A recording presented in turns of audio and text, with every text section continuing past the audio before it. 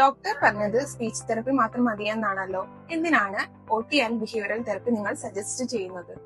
ഇത് പല പേരൻസും ചോദിക്കുന്ന ഒരു കോമൺ ക്വസ്റ്റ്യൻ ആണ്. സ്പീച്ച് തെറപ്പി കുട്ടിയുടെ speech, language, communication skills improve ചെയ്യാൻ സഹായിക്കുന്നു. പക്ഷെ ഒരു കുട്ടി സംസാരം പഠിക്കണമെങ്കിൽ സ്പീച്ച് തെറപ്പി മാത്രം പോരാ.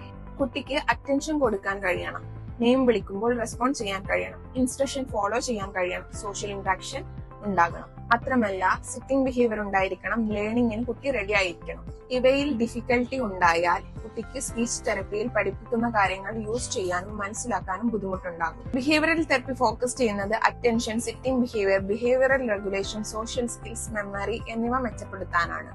ഒക്യുപേഷണൽ തെറപ്പി ഫോക്കസ് ചെയ്യുന്നത് sensory processing, body control, sitting tolerance, daily activities, motor skills improve ചെയ്യാനാണ്. ഇപ്പറഞ്ഞ കാര്യങ്ങളിൽ എന്തെങ്കിലും ബുദ്ധിമുട്ടുള്ളത് കൊണ്ടാണ് സ്പീച്ച് തെറപ്പിസ്റ്റ് ഒക്യുപേഷണൽ തെറപ്പി അല്ലെങ്കിൽ ബിഹേവിയറൽ തെറപ്പി റെക്കമെൻഡ് ചെയ്യുന്നത്. കാരണം കമ്മ്യൂണിക്കേഷൻ എന്ന് പറയുന്നത് സ്പീച്ച് മാത്രമല്ല.